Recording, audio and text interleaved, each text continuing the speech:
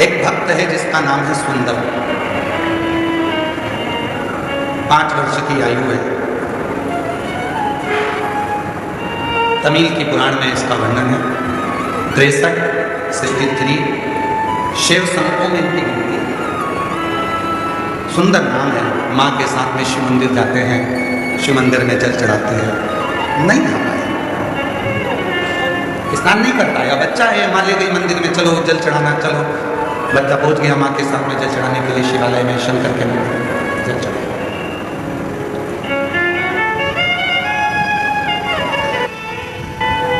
सुंदर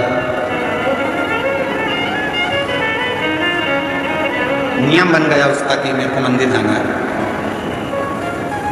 मुझे मंदिर जाना है। माँ, आप सुंदर को लेकर मंदिर जाती नहीं, आप सुंदर माँ को लेकर मंदिर जाते हैं। सुंदर माँ को लेकर मंदिर जाते।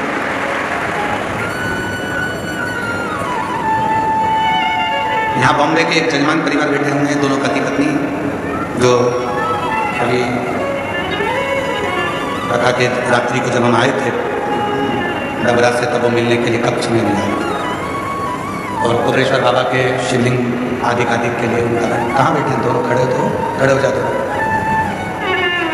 ये दोनों ऐसे यजमान हैं कि इनके बेटा मुंबई में जॉब करता है और बेटा कहकर भेजता है, मम्मा तुम सियोर वाले बाबा की कथा में यजमान नहीं बनी सर, चलो जाओ। 3 साल से लगातार ऐसा कोई तीर्थ नहीं छोड़ रहा बेटा। और माँ बाप को, और खुद भी आता है 1 दिन के लिए, फ्लाइट से आता है, रुकता है और कथा श्रवण कर चलता है। मैं धन्यवाद देता हूँ आपके पुत्र को भी, बहुओं को भी, बच्चों को भी। बचपन में माँ बाप अपने बच्चों को मंदिर तक लेकर जाते हैं। बचपन में माँ बाप अपने बच्चों की परवरिश करते हैं, उसको पालते हैं, रखते हैं, संभालते हैं, सारा विद्या, शिक्षा, चिकित्सा सब देते हैं। एक दिन बच्चों के मन में भी वो भाव आना चाहिए कि मेरी माँ का मन है, मेरी माँ का मन है। एक बार उसे कुबरेश्वर धाम जाना है, मेरी माँ का मन है, उसे कुबरेश्वर धाम जाना है। और जिस दिन बेटा अपनी माँ से कह दे, माँ चल मैं तेरी फ्लाइट कराता हूँ, मैं तेरी टिकट कराता हूँ, मैं तेरी ट्रेन कराता हूँ, मैं तेरे लिए गाड़ी कर हम हमेशा यहाँ वहाँ जाते हैं, अब की बार चल तेरे बाबा कुबेर भंडारी के दरवाजे पर, तेरे गुरु के पास में, जिसकी कथा तो निरंतर श्रवण करती है, उस कुबरेश्वर बाबा के दरवाजे पर तुझे लेकर चलता हूँ। माँ की सबसे बड़ी गिफ्ट, आज के जमाने की माता की सबसे बड़ी गिफ्ट, पूरे भारत की जितनी माँ हैं उनको गिफ्ट में अगर कुछ चाहिए तो वो बोल नहीं सकती। और ईमानदारी से कहता हूँ, पूरे विश्व की माँ अगर गिफ्ट में चाहती है तो एक बार कुबरेश्वर धाम आना चाहती है। एक बार मुझे मेरे बाबा के यहाँ ले चल, एक बार मुझे कुबेर भंडारी के दरवाजे पर ले चल, उसकी धरा पर मुझे लेटना है, उसकी धरा पर मुझे सोना है, उसकी धरा की मिट्टी को मुझे अपने शरीर पर लगाना है, जो 12 ज्योतिर्लिंग का बीच में है, उसकी धरा पर मैं चली जाऊंगी तो मुझ में 12 ज्योतिर्लिंग के बल अपने आप आ जाएगा। हर माँ, हर बेटी, हर स्त्री, हर पुरुष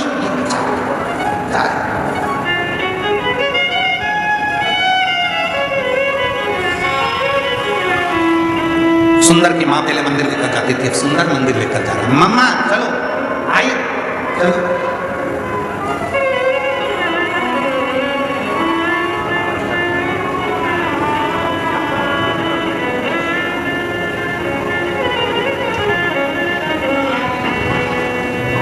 और चले, धीरे धीरे सुंदर बड़े हो गए। मंदिर जाते, घर में कोई काम काज करने वाला नहीं था तो सुंदर ही काम करता। काम में इतना व्यस्त हो जाता था कि नहाने का टाइम नहीं मिलता था, तो ऐसे ही मंदिर चला जाता। वो सुंदर धीरे धीरे बड़ा हो गया और उस सुंदर की शादी हो गई, धर्म पत्नी हो गई।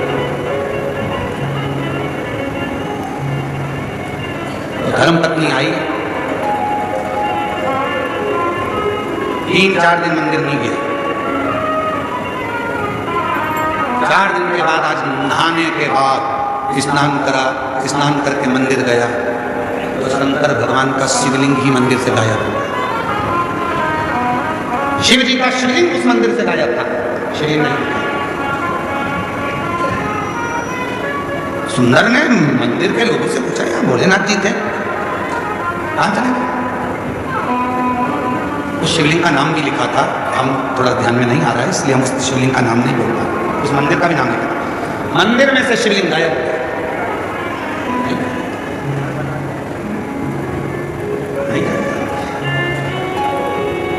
वो शिवलिंग का नाम और मंदिर का नाम हम भूल गए। अगर आप लोग अभी उस सुंदर की कथा गूगल पे सर्च मारेंगे तो अगर आप पुराण में से निकालेंगे तो उसमें उस मंदिर का नाम दिया जाएगा और उसका स्थान दिया जाएगा। शिवलिंग गायब नहीं। पूछा शिवलिंग कहाँ है तो क्या अभी तो यही था। सुंदर जैसे बाहर निकले, अंदर के मंदिर में जो पुजारी थे उन्हें आवाज लगाई, अरे सुंदर जल्दी आ, शंकर जी ये गए। सुंदर फिर आया तो शिवलिंग फिर गायब हो गया। सुंदर ने कहा कहाँ है शिवलिंग? गायब। फिर गया, फिर शिवलिंग आया, फिर गया, फिर शिवलिंग आया। सुंदर को समझ नहीं आया आखिर ऐसा हो क्यों गया। अब सुंदर की आंख से आंसू बह गए। मेरे बाबा,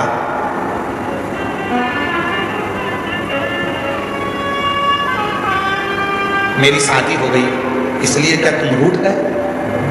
शंकर भगवान सामने प्रकट हो गए। तेरी शादी से नहीं रूठा हूं, आज तू नहा के आ गया इसलिए रूठा हूं। तेरी शादी से नहीं रूठा हूं, आज तू नहाकर आया है इसलिए रूठा हूं। रोज बिना नहाया आता था तो लगता था मेरा बेटा आया है, आज ऐसा लग रहा है कि कोई पराया आया है। तू जैसा है वैसा ही रहे, तू जैसा बसता है वैसा ही रहे। दिखावा नहीं चाहिए, दिल साफ रखना, शरीर भले कैसा भी हो। तेरा शिव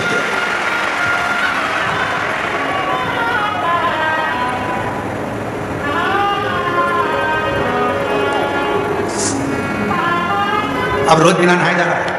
एक दिन शिव जी ने फिर उसको रोक लिया। सुंदर कहाँ जा रहा है? घर जा रहा है, बहुत रात हो गई है। काम पे से आया था तो मैंने सोचा कि चलो भोलेनाथ जी अकेले होंगे, दर्शन कर चलो एकांतेश्वर महादेव। सुंदर का my best friend Shiv Shankar को बहुत सुंदर दोस्त बना लिया। एक दिन शिव जी ने पूछा, क्यों रे सुंदर, मैं ज्यादा अच्छा लगता हूं कि तेरी पत्नी ज्यादा अच्छी लगती है? सुंदर टेंशन में पड़ गया। सुंदर टेंशन में पड़ गए। घर गए, सुंदर बीमार पड़ गए, बीमार हो गए, चिंता पड़ गई, टेंशन पड़ गई। क्या उत्तर दो?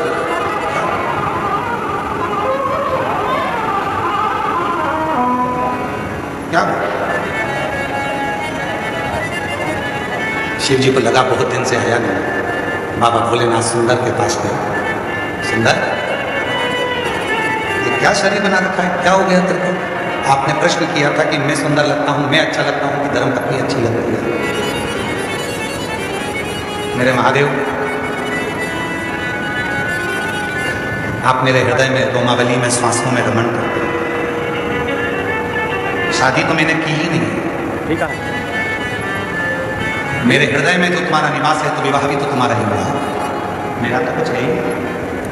तन मन धन सब कुछ तेरा, तो ये तन तेरा है, इसमें रह रही आत्मा तेरी है, इसमें रमण करने वाली श्वास तेरी है, तो शादी मैंने कब करी?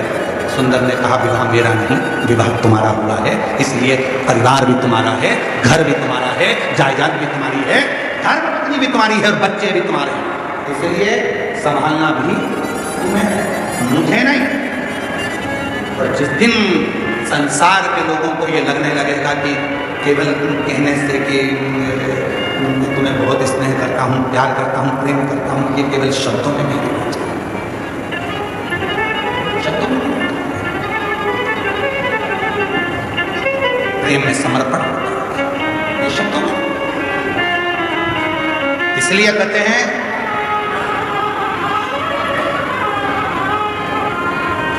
पैर फिसलेंगे चल जाएगा, पैर फिसलेगा चल जाएगा, शुक्रान करती है, पर जिंदगी में कभी जीवान नहीं फिसलना चाहिए।